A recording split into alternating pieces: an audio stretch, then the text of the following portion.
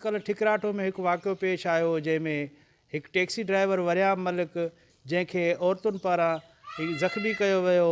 चए थी उन जी न्याणी जेका 18 साल जी जे 2018 में पंहिंजे भाइटे के शादी कराई ही जेका शादीशुदा नौजवान नारी आहे उनखे अॻ में भी हू वरियाम मलिक खंभे जेको हथियारनि जे ज़ोर ते हू खणी वियो उहा नारी जेका सखर कोट पहुती जॾहिं त उहा पंहिंजे वालदेन खे ॾिसी वालदेन ॾांहुं हली आई। अचो त असीं असुल जेको मामिलो आहे उहो पुछूं था त असुल मामिलो छा आहे। मूंखे ज़ोरी अगवा करे खणी वियो हुयो हथियारनि जे ज़ोर ते 4-5 इंसान माण्हू बि गॾु हुया गाॾी में सखर खणी वियो ते ज़बरदस्ती कोर्ट ते मूंसां निकाह कयो हुयो ऐं जंहिं मां इन खे चयो त मां एप्लीकेशन दाख़िल कयां थी माइटनि जे मथां मुंहिंजा माइट कोर्ट में पेश थिया मां माइटनि जी थी वियमि। हाणे तव्हांजो छा मुतालबो? असांजो इहो मुतालबो आहे एसपी साहब खे अपील थी कजे त असांजो इंसाफ़ कयो वञे कानून तौरु उन्हनि खे ॿधी।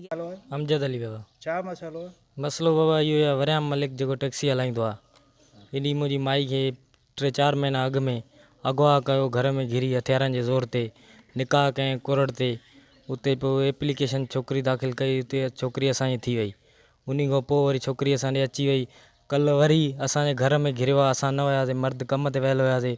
पोइ औरतुनि ते माना ज़बरदस्ती करे बस मुंहिंजी माई सां त इन करे वरी असांजी औरतूं कढ लॻियूं उन अॾे ताईं उते उन खे बि धक कयूं। असांजो मुतालबो इहो ई आहे एसपी ऑफिस खे अपील था कयूं जल्द सां जल्द इन्हनि खे गिरफ़्तार कयो वञे सज़ा माई गुलज़ारा। छा मसइलो आहे? मसइलो इहो आहे त मुंहिंजी धीउ शादी आहे मां अमजद अली खे परणाए ॾिनी हुअमि 2018 में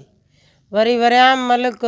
आयो त ज़बरदस्ती 4 ॿिया माण्हू बि हुया पिस्टल हथियार खणी उनखे ज़ोरी अगवा करे